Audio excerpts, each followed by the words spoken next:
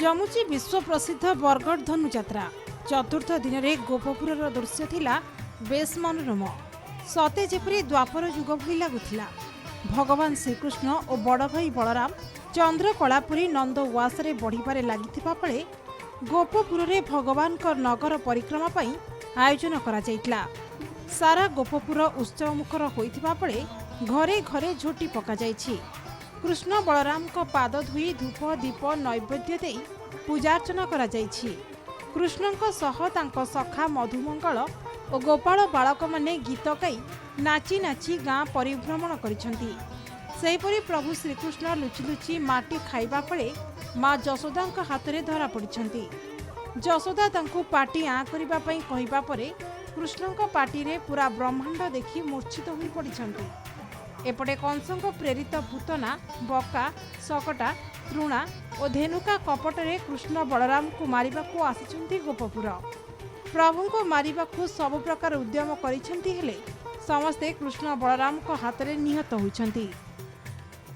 सर्वप्रथम बाणासुर सहित होइला जे रण परास्त कली बाणासुर को तापरे गोपनग्रे प्रेरण करी पूतना सुंदरी एवं षडमल्ल वीर हेले किए से बालक सामान्य एक दुग्ध पोष्य शिशु हस्ते आज निहत हेले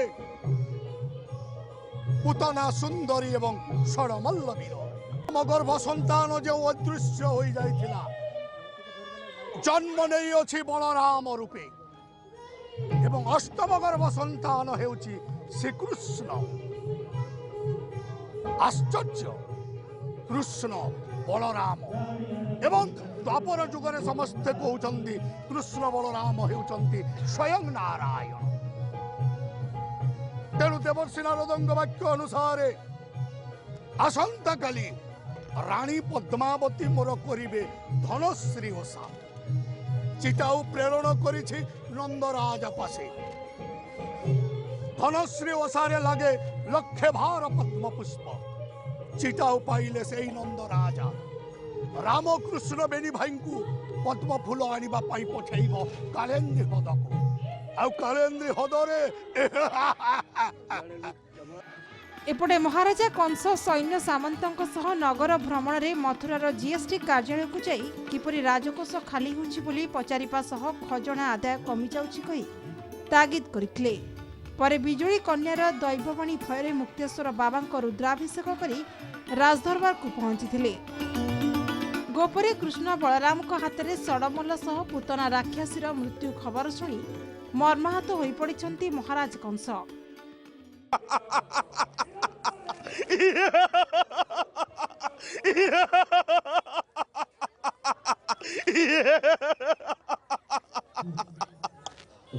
शोणितपुर राजनमहि नमो बाणासुरो दानवानमस्ते कंपेई तीनिपुर स्वर्गमर्त्य पाताल जय करिथिबा हेतु नमो बाणासुरो अहम एकम तेयम नास्ति न भूतो न भविष्यति स्वर्गरे बाणासुरो मर्त्यरे बाणासुरो या पाताल बाणासुरो।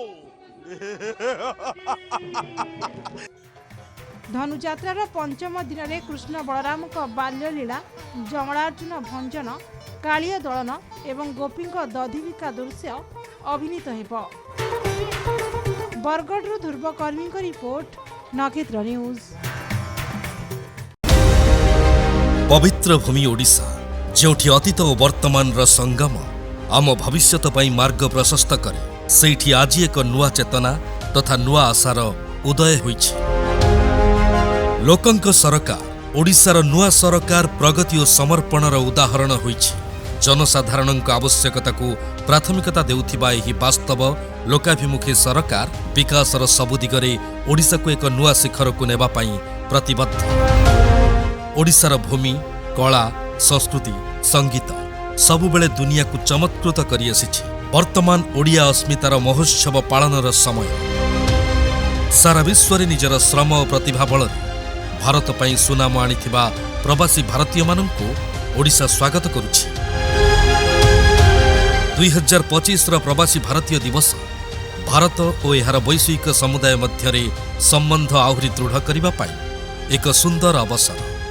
ଏହି ବର୍ଷ ଭୁବନେଶ୍ୱରରେ 8ରୁ 10 ଜାନୁଆରୀ ମଧ୍ୟରେ ଏକ ନୂଆ ଅଧ୍ୟାୟର ହେବ ଶୁଭାରମ୍ଭ।